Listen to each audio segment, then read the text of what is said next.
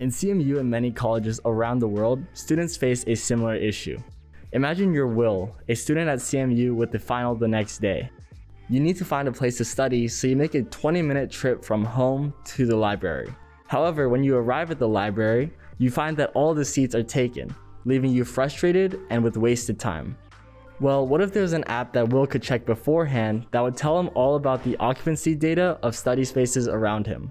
Introducing FreeSeats, a platform that allows students to do exactly that, view all the available seats of any study space. It incorporates state-of-the-art technology from our no-touch seat occupancy sensor to our Zigbee-enabled data hubs, all the way to our web application and database on the cloud. Today, members of our team will be going through each component and explaining how they work. We'll also be covering our technical requirements, showing that our project is a significant improvement from previous iterations trying to solve the same issue. To start, here's a quick demo. So here's our live demo. We're going to be using this chair, which we're going to simulate as a chair in Sorel's library in the focus section. Okay. So Will's going to come and check the mobile web app to see how many free seats there are in Sorel's. And as you can see, in Sorel's, we have 9 chairs in the focus section. Cool. So he sees that there's free space, takes a seat. And then, as you can see immediately, the change is reflected in the Sorel's workspace data hub. And this change in occupancy is sent to the web app, which now, if another user looks at, there's now only 8 free seats in the focus section. Once Will leaves, we'll again see that the change is reflected in the workspace, and there should now be 9 free seats in Sorel's. Awesome. Now I'm gonna kick it over to Will to explain the chair sensor. So when designing our chair module here, we aimed for simplicity and modularity. So that's why we have here, this is our sensor, a piece of aluminum foil. So it just forms a capacitive sensor in order to detect when someone's sitting on the other side with our no-touch technology. We have here is our breadboard stuck to the bottom of the chair. It's a small form factor, and we can pretty much add this onto any chair. We have our small microcontroller here. So this is an Arduino Pro Mini. We chose it because it's small and it consumes the least amount of power. And then we also have here an XP. So this is our module, which allows Zigbee communication in order to connect our chair sensor here to the data hub to stream the data there. And then finally, we have our compact battery here, 2000 milliamp hour lithium ion battery.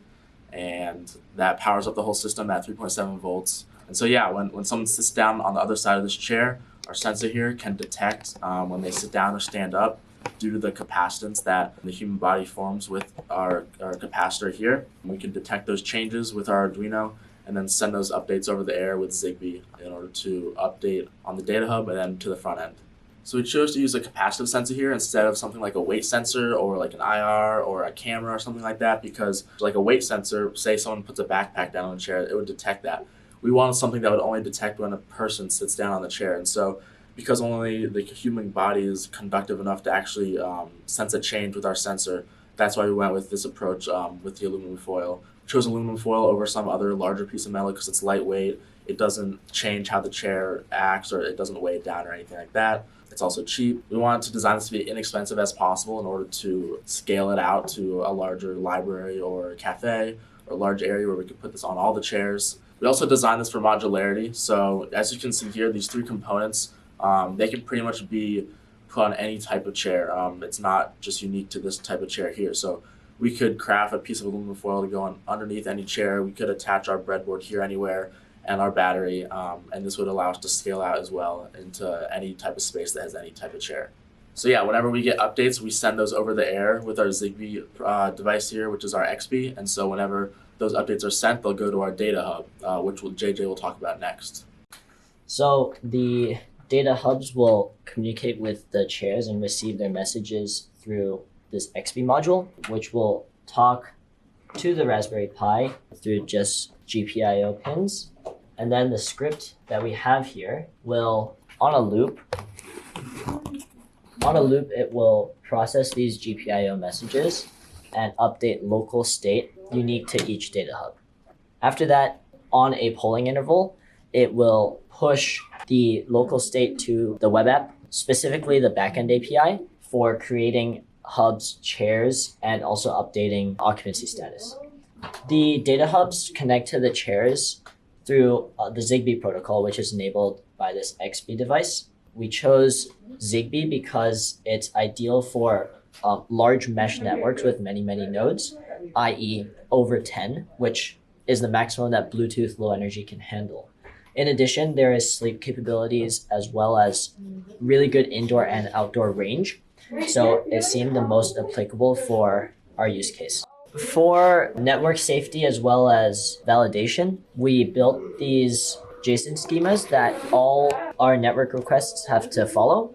And in all of the Data Hub code, we have validators, which essentially type check against these JSON schemas so that all incoming and outgoing requests are valid. After that, the web app will take over, which Nathan will talk more about. For our software stack, we chose to go with a MERN software stack. MERN stands for MongoDB for the database, Express.js and Node.js for the backend, and React.js for the front end. We chose to go with this really well-known software stack because of its smooth learning curve and focus on creating an MVP, which is exactly what we need. In order for the Data Hub to communicate with the software stack, what we had to do was implement an API or an application programming interface. This API has a public endpoint that the Data Hub can access and perform CRUD operations on our database. These operations include creating seats, creating hubs, deleting seats, deleting hubs, updating seats, as well as getting all the free seats on all Data Hubs. So what the Data Hub would be doing is calling these functions that would be updating these free seats every couple seconds. And then what happens when the client visits our website is that it calls the get function via this public API so that the client can see all the free seats around them. Our front-end client-facing website, which is publicly available, was written in React, and when a user clicks on a study space, they're able to view all the free seats within that study space by region so that it's a more specific view on the occupancy data. All right, so one of the requirements that we were trying to meet was regarding latency. There are some other previous iterations trying to solve the same problem that we are. One notable one is a previous Capstone project solving the problem using ML and CV. So they were able to reach an end-to-end latency of around a minute. So this was one of the metrics that we were trying to improve upon. So as you can see here, from end to end, the average case for our system is actually 17.6 seconds. This is going all the way from somebody checking their phone and sitting on the chair to when it's updated on the front end for other people to see. And in the worst case, it is 27 seconds. So as you can see, we're improving greatly on this 1 minute latency goal. Within our design, we're able to change the latency in trade-off of power consumption very easily. So if you can imagine, the longer our latency is, then the less power consumption our system utilizes. And for our demo, we are using a latency of 5 seconds because this is tuned so that users can see this change in action. But in some cases where low latency is not as high of a priority, we can change this to be a longer latency so that we consume less power. Lastly, our project is really extendable, so we can extend this to any space. This includes coffee shops, movie theaters, restaurants, in addition to the study spaces. Thank you for watching.